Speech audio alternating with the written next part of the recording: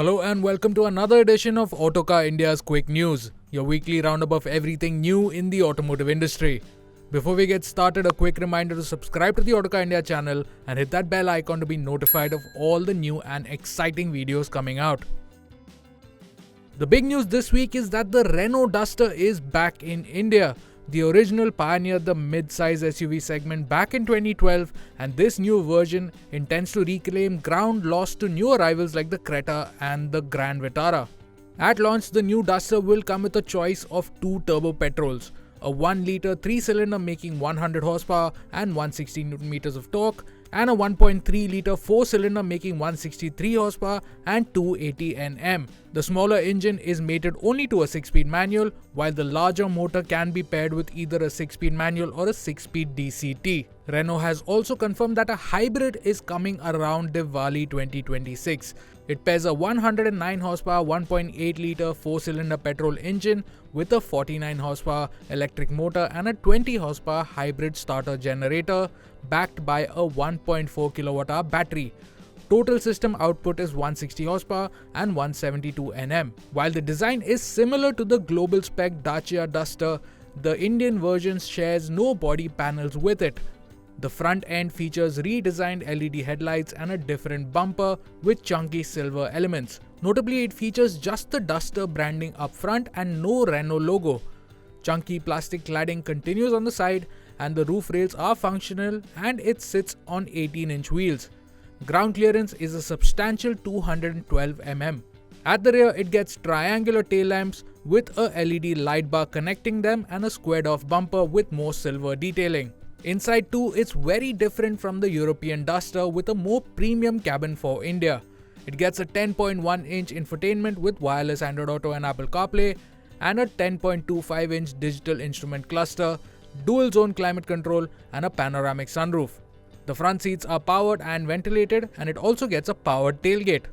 The safety suite is also comprehensive with 6 airbags as standard, a 360-degree camera, front and rear parking sensors, TPMS, level 2 ADAS, and disc brakes on all 4 wheels.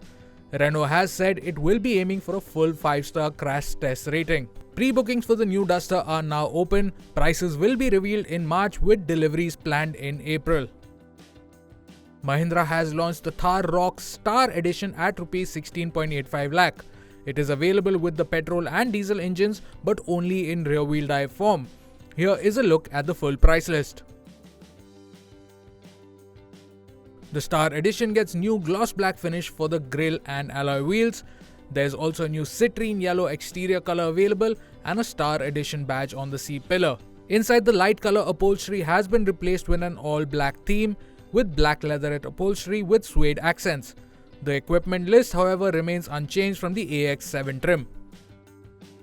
India and the European Union have signed a free trade agreement under which tariffs on imported European cars will gradually reduce from the current 110% to just 10% for an allocation of 250,000 cars per year. For reference, the current import duty is 110% on cars priced above USD 40,000, which equals to about Rs 36.66 lakh, and 70% on cars below that mark. According to the FTA, only cars costing more than 17,800 USD or around Rs 16.31 lakh will be eligible for the reduced tariffs, and they will be split into 3 segments, each with separate tariffs.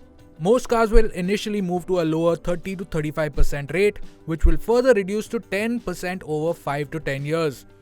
Initially, only ICE-powered vehicles will benefit from this FTA, while EVs may join in later. While the cut on CBUs will definitely be a boon for the luxury segment, it will only benefit a small section of the market. That's because most European luxury car brands like Mercedes-Benz, BMW, Volvo, Jaguar Land Rover and Audi already assemble most of their cars here.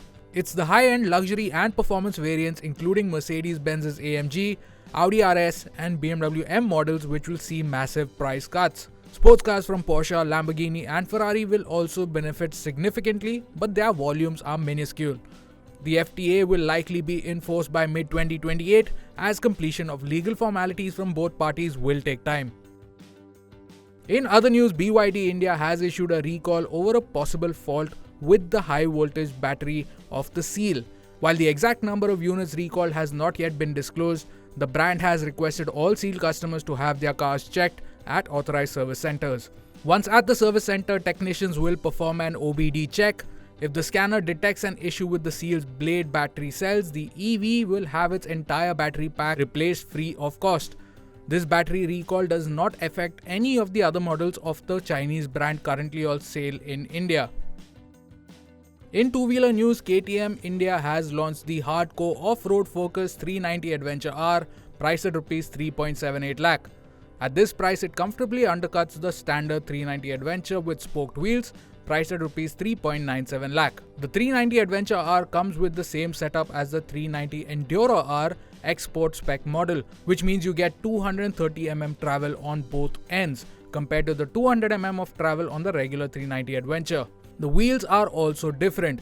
They are using a 21-inch front, 18-inch rear combination with tubed Mitas Enduro trail tires.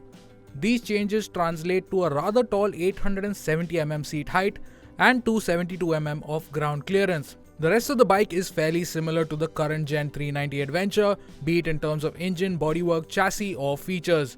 You got the same 399cc single cylinder making the same 46 horsepower and 39 Nm, mated to a 6-speed gearbox with a bi-directional quick shifter. The bodywork and the frame are also largely the same, although the 390 Adventure R comes only in the single white and orange colorway. And that's a wrap for quick news this week. Thank you so much for watching. We'll see you again next week.